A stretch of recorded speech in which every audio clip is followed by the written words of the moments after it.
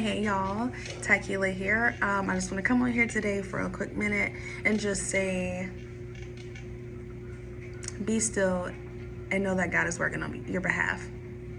Genuinely. I had intense warfare this past weekend because sometimes we tend to get ahead of God instead of just staying right here with Him. A lot of us are back here because of doubt, uncertainty, and then a lot of us is up here because it's like we're leaning on our own understanding. So we're like, okay, I'm up here, God's right here, God's saying I need you to come back here. The reason for that is just like, yes, God, if God told you to do something, do that, but make sure you're here with Him, not here and not here. When He's calling you to do something, your obedience should say, oh, okay, here I come. You know what I'm saying? And your obedience should also stay right here and not say, oh, okay, let me get ahead of God and do this, this, and that. When, yes, that was in the plans, but we need to stay right here. He gives us the instructions. Sit down and ask Him, okay, God, what do I need to do in order for me to get here? Like, He could be calling you to do something that's going to impact the world. Okay, first of all, I need to heal. Number one. Second of all, I need to put in the necessary work with Him, allow Him to put you through the training process, heal your mind, will, and emotions, and everything else in between, so that you will be equipped and your spirit, you will have the fruit of the Spirit that you would need in order to pursue the thing that He's calling you to. So it's not just, okay, let me act out obedience, let me do this because God said do it, or let me do that. Yes, it's okay. God sees you. He's like, okay, proud of you, everything like that. But if He says, but yes, do this, but I need you to do this first. Patience is a virtue. And the thing very first therapy session this week, and my therapist, she told me, she said, God is a God of order. So that's going to require what, you guys? Those that don't like this word, patience. I'm one of those people where I'm like, okay, God said this, let me get on it, type of situation. And then I catch unnecessary spiritual warfare sometimes because I'm going ahead of Him versus staying right where I need to be with Him, instead of sitting there, coming back and being humble and saying, okay, God, I see you're calling me to this, but I know there's a catch to it. I need you to tell me what I need to do. Give me the first step into pursuing this thing that you're calling me to, because it's a blessing and a lesson, and the lessons that you face. I've received a lesson. So I do also want to say that it is okay. Listen to me clearly. It is okay to start over. I don't like starting over because I'm like, oh my gosh, I don't want to be stagnant, God. But it's not being stagnant if you say, okay, let me take a breath. Let me do this. Okay, I did this. I'm coming back to, let me sit back, focus on God, come back to Him, do what I need to do to hear His voice again, and then boom, I'm back on track. He will put you back on track. He's not going to leave you or forsake you.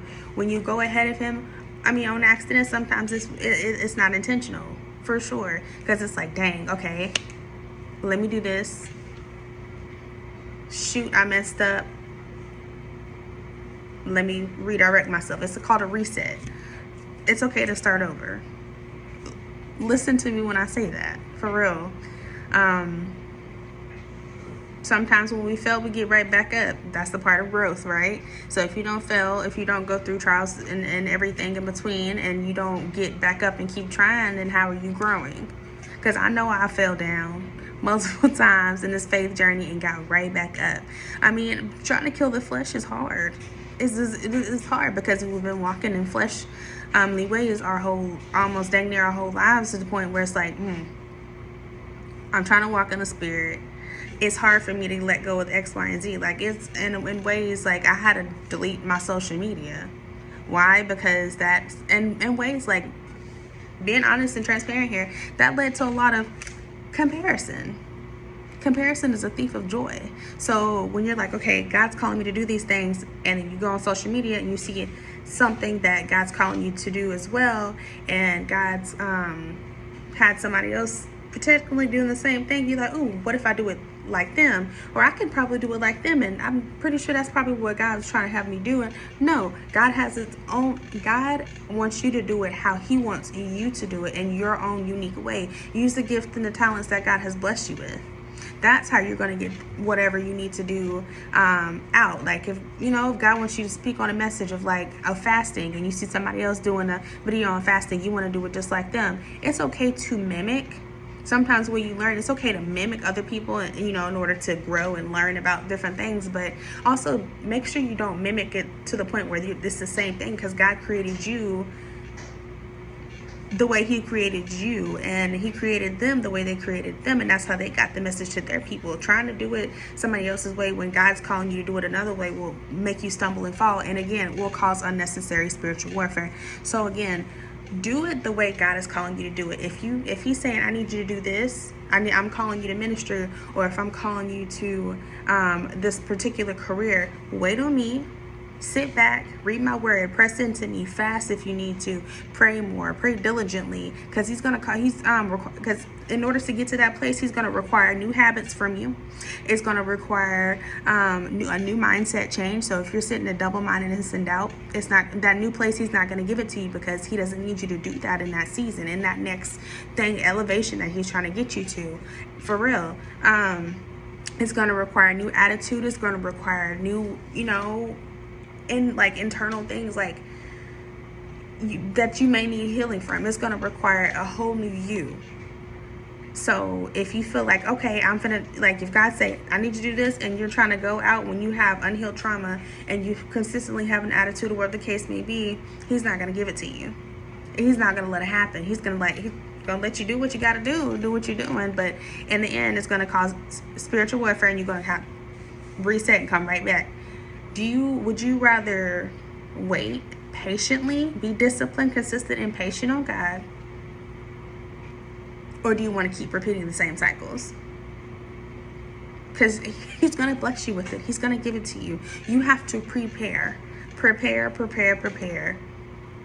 Preparing looks like, if He's calling you to ministry, what does He tell you to write? What did He tell you to construct? You have to do that. Get it figured out, be organized.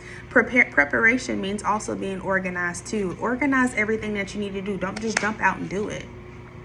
Because if you're a disorganized person, it's not going to work, because you have to train allow God to train you and get yourself into organization. Look up YouTube videos, how to be organized in this or that, or how to be organized in YouTube. If He's calling you to YouTube and stuff like that, you have to be organized. You have to get it together up here, and just in general, your environment.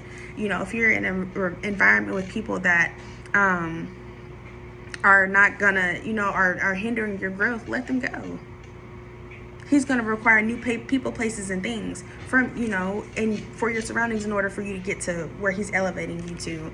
So I know I had to learn that. And honestly, I'm an impatient person, but I'm working on my patience 100%. At the end of the day, we have to focus on ourselves. Self-care. If you're a person that don't know how to take care of yourself, you can't take care of other people, especially not your kids, your husband, or your wife, or whoever's watching this, or your friends and stuff like that. You can't take care of other people if you do not take care of yourself first. Now, I'm not saying neglect those people. I'm just saying, learn to block time out. A lot of people may say, well, I don't have time to do all that. Yes, you do. There's 12 hours in a day. If you work 8 hours or 10 hours, you can at least find 30 minutes to take time to take a nap, or do something for yourself that's going to help. Even if it's for 5 minutes, find that way. And then even if you worked a 10-hour job and you're just like, okay, well, I don't have time for myself, work around it. Try to find another job. Do what you need to do in order to help you. That's what's taking care. That's why, that's what it means to take care of yourself. If something's not working, that's causing you stress and everything else, that means you need to find something else that's going to help you mentally in order for you to be able to shift, to be able to have the time to be able to take care of yourself. So again, I just hope this encouraged you all. I really hope y'all have a blessed Wednesday. So I love you all. Be blessed.